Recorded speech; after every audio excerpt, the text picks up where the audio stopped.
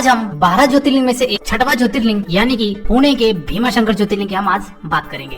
दोस्तों आज के वीडियो में हम जानेंगे कि हमको भीमाशंकर कैसे पहुंचना है, कितने दिन का ट्रिप बनाया जाए, सबसे बेस्ट समय कौन सा रहेगा हमको भीमाशंकर जाने के लिए, खाने पीने की क्या व्यवस्था है और वहाँ पे होटल्स की क्या व्यवस्था है, और साथ ही साथ ये भी जानेंगे कि हमको भीमाशंकर में और कहाँ पे घूमना है। चलिए दोस्तों वीडियो स्टार्ट करते हैं। सबसे पहले हम बात करते हैं दोस्तों कि हमको भीमाशंकर पहुँचने के लिए आने का साधन क्या रहेगा।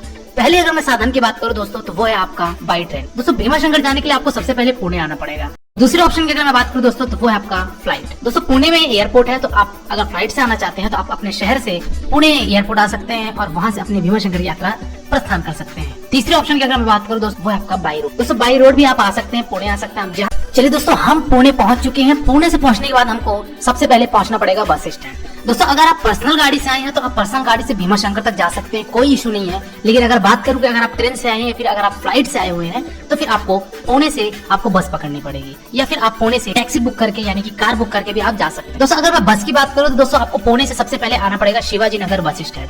वहां से आपको हर आधे घंटे में भीमाशंकर के लिए आपको बस उपलब्ध रहेगी। दोस्तों अगर मैं बात करूं बस स्टैंड से भीमाशंकर की जो दूरी है वो आपकी 120 किलोमीटर की। ये 120 किलोमीटर का सफर आपको बस वाला 4 घंटे में आपको पहुंचा देगा भीमाशंकर तक। दोस्तों बात करते हैं यहाँ पे टिकट की फेयर की। अगर मैं बात करूं दोस्तों तो टिकट की फेयर आपको 180 रुपए पर पर्सन पड़ जाएगी। और यहाँ पे आपको गवर्नमेंट की बसें मिल जाएगी। तो गवर्नमेंट बस की मैं रेट बता रहा हूँ। यहाँ पे अगर प्राइवेट बस लेते हैं तो प्राइवेट बस का कॉस्ट हो सकता है थोड़ा सा ज्यादा हो। 4 घंटे की यात्रा आपको भीमाशंकर तक पहुंचा देगी। दोस्तों अब बात कर लेते हैं हम यहाँ पे कि हमको भीमाशंकर में सबसे उचित समय और सबसे अच्छा समय कौन सा रहेगा दर्शन करने के लिए। दोस्तों सावन का महीना छोड़कर और आपका महाशिवरात्रि छोड़कर और आपके दशहरा छोड़कर इन 3 पर्व को छोड़कर आप किसी भी समय जा सकते हैं भीमाशंकर में। वहाँ पे किसी भी तरीके की आपको भीड़ नहीं मिलेगी। लेकिन अगर आप श्रावण में जाते हैं या फिर अगर आप महाशिवरात्रि में जाते हैं या फिर आप दशहरा के समय पे जाते हैं तो वहाँ पे आपको थोड़ी सी ज्यादा भीड़ देखने को मिलेगी। चलिए दोस्तों दूसरी हम बात करते हैं कि हमको भीमाशंकर में कितने दिन का स्टे बनाना चाहिए। पुणे के हो गए, मुंबई के हो गए, वो एक दिन का ही अपना ये सफर बनाते हैं। यानी कि अगर वो मॉर्निंग में आते हैं या दोपहर तक भी आते हैं तो दर्शन करके वो शाम को अपनी वापसी ले लेते हैं। लेकिन वही अगर आप दूर से आए हुए हैं, आप अदर स्टेट से आए हुए हैं तो आपको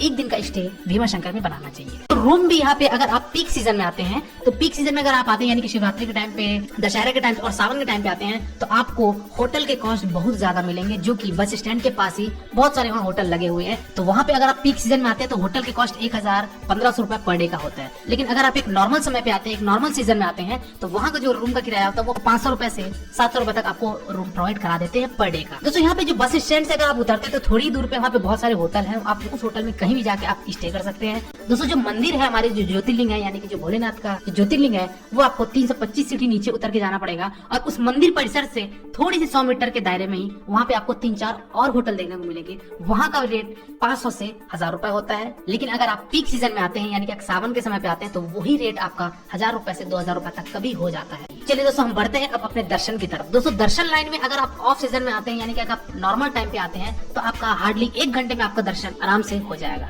वही अगर आप पीक सीजन में आते हैं तो पीक सीजन में आपका दर्शन का जो समय लगेगा वो आपका 2.5 से 3 घंटे भी आप लाइन में आपको लगना पड़ सकता है। दोस्तों यहाँ पे दर्शन के रिगार्डिंग में एक चीज आपको और बताना चाहूंगा। दोस्तों अगर आप सुबह आरती के बाद अगर आप दर्शन करते हैं, दोस्तों यहाँ पे आरती की जो मैं बात करूँ दोस्तों आपका 5:30 बजे आरती होती है। तो अगर आरती होने के बाद अगर आप लाइन पे लगते हैं यानी तो वहाँ पे आपको जो भीमाशंकर की ज्योतिर्लिंग है उस ज्योतिर्लिंग पर आवरण ढक दिया जाता है। लेकिन वही अगर आप आरती से पहले आते हैं यानी कि अगर आप 5 बजे लाइन में लग जाते हैं अर्ली मॉर्निंग में तो आपको आवरण हटा हुआ मिलेगा और आप ज्योतिर्लिंग का साक्षात दर्शन कर सकते हैं। आवरण हटा हुआ देखने को मिलेगा। अभिषेक करना चाहते हैं तो आप अर्ली मॉर्निंग 5 बजे में जाइए, आरती में सम्मिलित होइए और भोलेनाथ का दर्शन कीजिए, ओम नमः शिवाय कहिए, अपनी विशेष मांगिए और अपनी मनोकामनाएं मांगिए। चलिए दोस्तों बढ़ते हैं हम आगे तरफ कि हमको खाने पीने की भीमाशंकर में क्या व्यवस्था है। दोस्तों यहाँ पे एक चीज बताना चाहूंगा कि वहाँ पे होटल भी बहुत कम है। दोस्तों मंदिर के आसपास ही और सीढ़ी से जब आप ऊपर चढ़ते हैं, जो 325 सीढ़ी मैंने आपको बताया, वहाँ पे सीढ़ी के आजू बाजू में आपको होटल्स देखने को मिल जाएंगे। वहाँ पे भोजनालय बहुत सारे बने हुए हैं तो वहाँ पे आप भोजन कर सकते हैं। खाने पीने के अगर रेट की मैं बात करूँ दोस्तों तो आपको 100 रुपए, 80 रुपए, 120 रुपए इस हिसाब से अगर आप थाली सिस्टम लेते हैं तो आपको पड़ जाएगा। और वहाँ पे आपको कोई बड़ा होटल आपको देखने को नहीं मिलेगा खाने पीने के लिए और न ही आपको ठहरने के लिए, क्योंकि भीमाशंकर का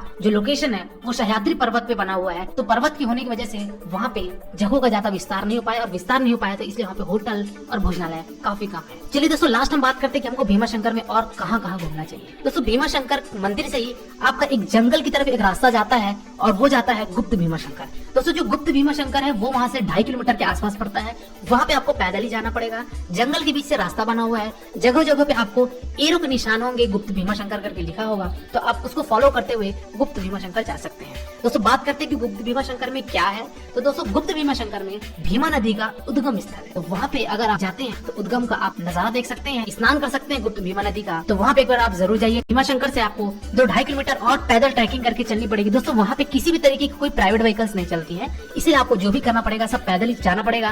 काफी मजा आएगा क्योंकि वो पहाड़ पे पूरा बना हुआ है, ट्रैकिंग करने में आपको काफी अच्छा लगेगा।